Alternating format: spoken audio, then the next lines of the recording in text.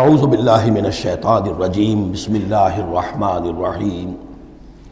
پھر آ رہا ہے وہی طلاق کا معاملہ، واللائی یئسن من المحیض من نسائکم، اور تمہارے ہاں کی وہ خواتین کے جن کا حیض کا سلسلہ بند ہو چکا ہو، مایوس ہو چکی ہو حیض سے، ان ارتبتم فعدتہن ثلاثۃ اشہر، اگر اس میں کوئی شک بھی ہو تو پھر 3 مہینے عدت ہو جائیں گے۔ اب حیض تو آ نہیں رہا کہ 3 ہے طہور اور 3 حیض کا کوئی حساب کیا جائے۔ واللائی لم یحضن، اور وہ ابھی بچپن میں نکاح ہو گیا کیونکہ ہو جاتا تھا، اور ابھی بچی کو جو ہے وہ ابھی ایام شروع ہی نہیں ہوئے ہیں، تو اب ان کی عدت کیسے ہوگی اگر ان کو طلاق دے دی گئی؟ تو ان کے لیے بھی یہ کہ 3 مہینے۔ وَأُولَاتُ الْأَحْمَالِ أَجَلُهُنَّ أَن يَضَعْنَ حَمْلَهُنَّ، اور جو حاملہ ہوں ان کی پھر عدت یہ ہے کہ وہ وضع حمل ہو جائے، بچے کی پیدائش ہو جائے، اس کے بعد وہ ان کی جو ہے عدت ختم ہوگی۔ یہ بھی ہو سکتا ہے کہ پورے 8 مہینے لگ جائیں، 9 مہینے لگ جائیں، 4 مہینے ہو، 6 ہو، واللہ اعلم۔ وَمَن يَتَّقِ اللَّهَ، پھر دیکھیے تقویٰ، وَمَن يَتَّقِ اللَّهَ يَجْعَل لَّهُ مِنْ أَمْرِهِ يُسْرًا، جو اللہ کا تقویٰ اختیار کرتا ہے اللہ اس کے کاموں میں آسانی پیدا کر دیتا ہے۔ فَسَنُيَسِّرُهُ لِلْيُسْرَىٰ، ذَلِكَ أَمْرُ اللَّهِ أَنزَلَهُ إِلَيْكُمْ، یہ اللہ کا حکم ہے جو اس نے نازل کر دیا ہے تمہاری طرف، اللہ یہ ذمہ داری لے رہا ہے اپنے اوپر۔ وَمَن يَتَّقِ اللَّهَ يُكَفِّرْ عَنْهُ سَيِّئَاتِهِ، اور جو اللہ کا تقویٰ اختیار کرے گا اللہ تعالیٰ اس کی برائیوں کو، اب یہ آخرت کا معاملہ ہو رہا ہے، اس کی برائیوں کو، اس کے گناہوں کو اس کے نامہ اعمال سے دھو دے گا۔ وَيُعْظِمْ لَهُ أَجْرًا، اور اس کے لیے بہت بڑا اجر اور ثواب ہے جو عطا کرے گا۔ اسکنوہن من حیث سکنتم من وجدکم، اب کسی عورت کو طلاق دی ہے، ایک طلاق دی ہے، عدت میں رکھنا ہے گھر میں، وہ پہلے آ چکا ہے، لیکن گھر میں ایسا نہ ہو کہ کہیں کسی ملازمہ کی کوٹڑی میں ڈال دو اس کو۔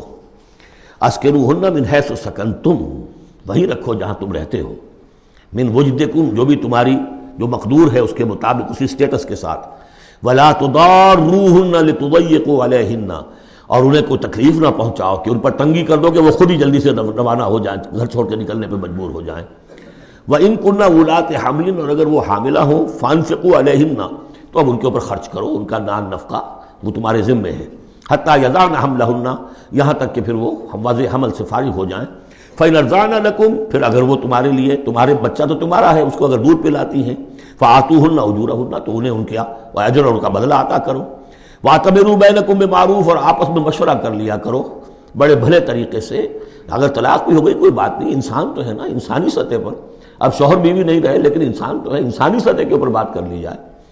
وَاعْتَمِرُوا بَيْنَكُمْ بِمَعْرُوفٍ وَإِن تَعَاثَرْتُمْ، اور اگر کہیں ایسی زدہ ہو جائے کہ بیوی کہے میں تو دودھ نہیں پلاتی، یا کوئی اور مسئلہ ہو، فَسَتُرْضِعُ لَهُ أُخْرَىٰ، تو پھر کوئی اور عورت جو ہے اس کو دودھ پلائے۔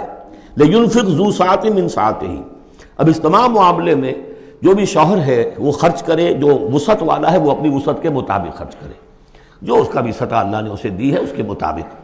وَمَنْ قُدِرَ عَلَيْهِ، اور جس کے اوپر اللہ تعالیٰ نے رزق کی کوئی تنگی رکھی ہے، ناپ تول کر دے رہا ہے، کوئی فراوانی نہیں ہے، فَلْيُنْفِقْ مِمَّا آتَاهُ اللَّهُ، تو وہ خرچ کرے اس میں سے جو اللہ نے اس کو دیا ہے۔